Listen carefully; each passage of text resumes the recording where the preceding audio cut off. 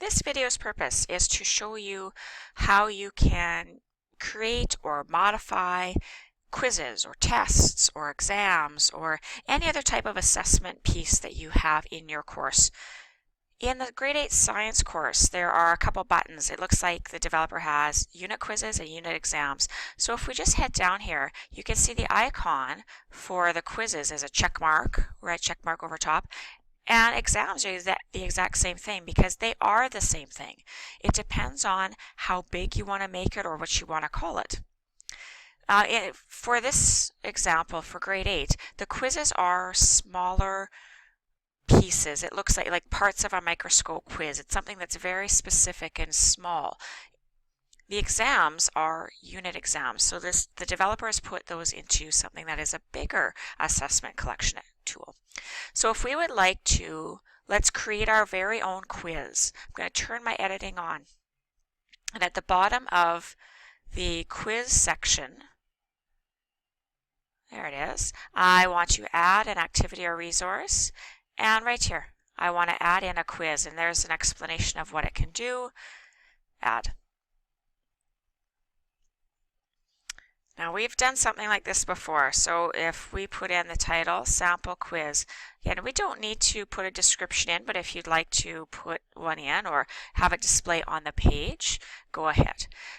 These buttons are a little bit more involved than some of the other ones we've been seeing. So timing. You can open or close this quiz at a certain amount of time. If you want the students to finish it within 2 days, you can set that, you can enable it and give it some dates. You can set a time limit so that they only have 30 minutes to do this quiz. What happens if time expires and they're not quite done? Anything that they've opened up are already submitted, or anything that has been open, there's a little grace period, but you can't answer anything else. Or it has to be submitted or it doesn't count. So it depends. This is only if you have a time limit. And a submission grace period, if you want them to be able to submit it 1 day late or 2 days late or no days late. So these ones are grayed out because that's not an option right now. I don't have any time limits. The grade for this quiz. If I want to put it within another category I've already got set up in the course, maybe I want it as part of the optics and vision quizzes, it will automatically put it into that section of my grade book. I actually don't want this in. This is just a sample quiz, but you can put it in there. How many attempts you're going to allow? It's set to unlimited. Maybe you don't care how many tries it takes a student to match the terms. Maybe you just want them to do it until they get it right. Or maybe you just want 1 attempt. If you have more than 1 attempt, you can take the highest grade. You can take an average of all of the grades that they've done, the first attempt or the last attempt. Usually, if I was doing the quizzes, I would have unlimited attempts, but I would average the grades out.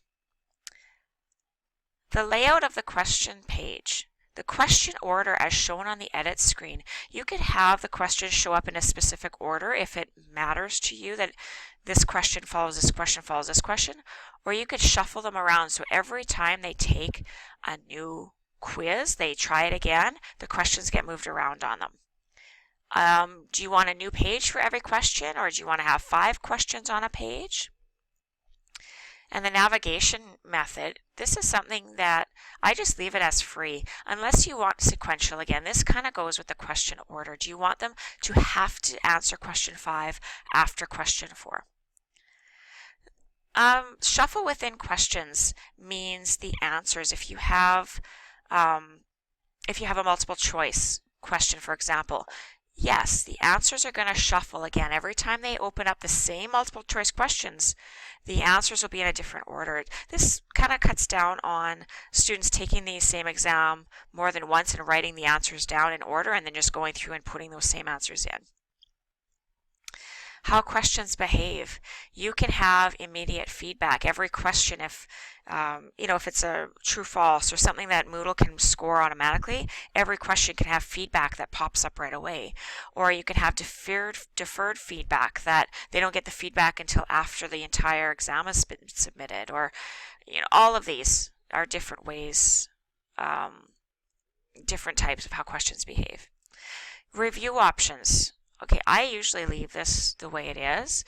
You can set this up so that students receive specific feedback during the attempt or right after it's closed. It really depends on when you want them to receive that feedback. This one is not usually used. Show the user's picture or decimal points and grades. If you don't want decimal points, set that to 0. Extra restrictions on attempts, any type of browser security, not really. Overall feedback, you can put in grade boundaries. If they get 100%, hey, way to go. If they get 90%, well done. If they get 80%, as many as you want. You can add in as many fields as you want. These are the same as assignments and things like that, so we usually don't go in there that much. Students can mark the activity as completed, or maybe you want quizzes that show activity as complete when conditions are met. So maybe you want to require the student to receive a grade before this condition gets marked off as being done. And you want them to receive a passing grade. Okay, so let's save and display what we've got going on here. Now this is just the shell of a quiz. This isn't the quiz itself. The next step is moving into grabbing the questions. So it gives you a little bit of information. No questions have been added yet. We want to edit that quiz. Now right here, this is where all the questions show up. So nothing has happened here. This is a bit of a warning. It says shuffle questions have been set. So some actions related to pages not available. This really doesn't matter much to you. You've got your questions shuffling. I just always ignore that.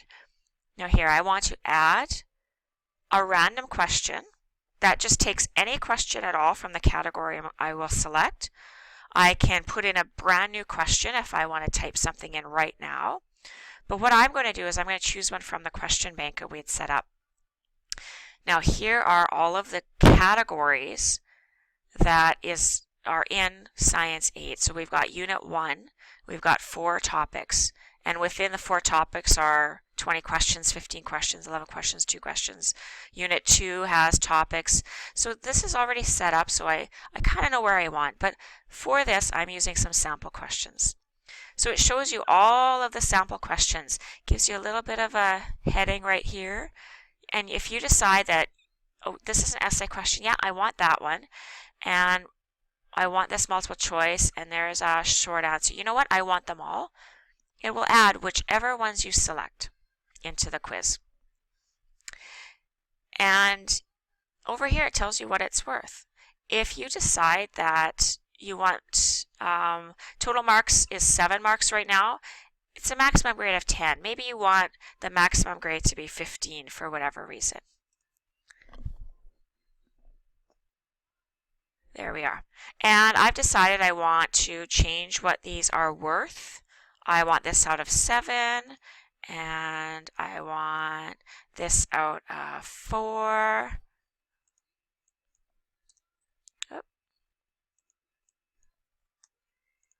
Oh, it's not letting me. Oh, because it's a multiple choice. Okay. Oh, there we go.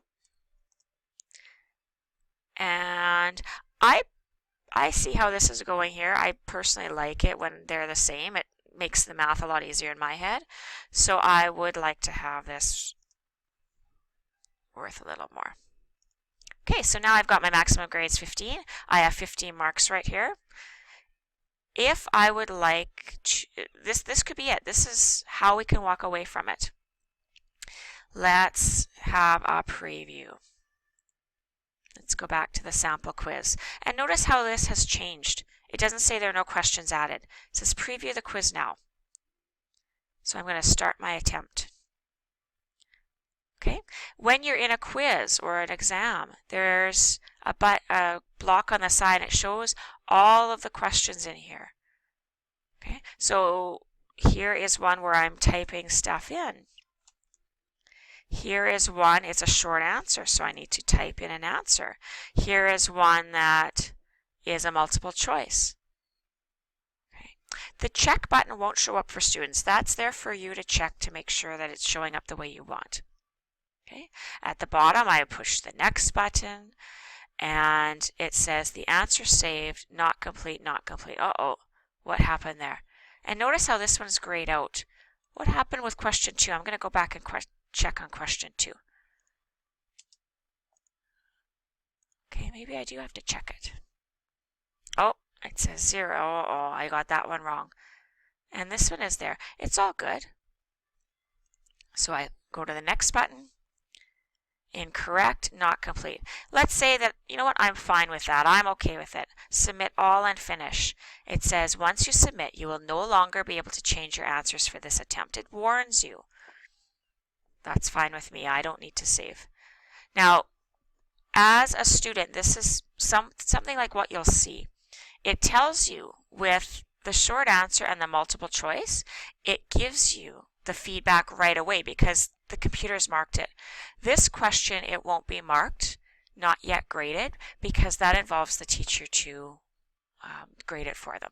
And up here, you can see the colors have changed. So this one requires grading. This one was incorrect. This one was correct. If you don't like how a question is, you can go back into the quiz itself and you can edit that quiz. Oh, come here, you. You can edit the settings of that quiz. Okay. You can go back in and change the questions. Don't be scared. This is a good tool for you to use. Feel free to try out the other question types that I didn't show up, and I hope that this has been helpful.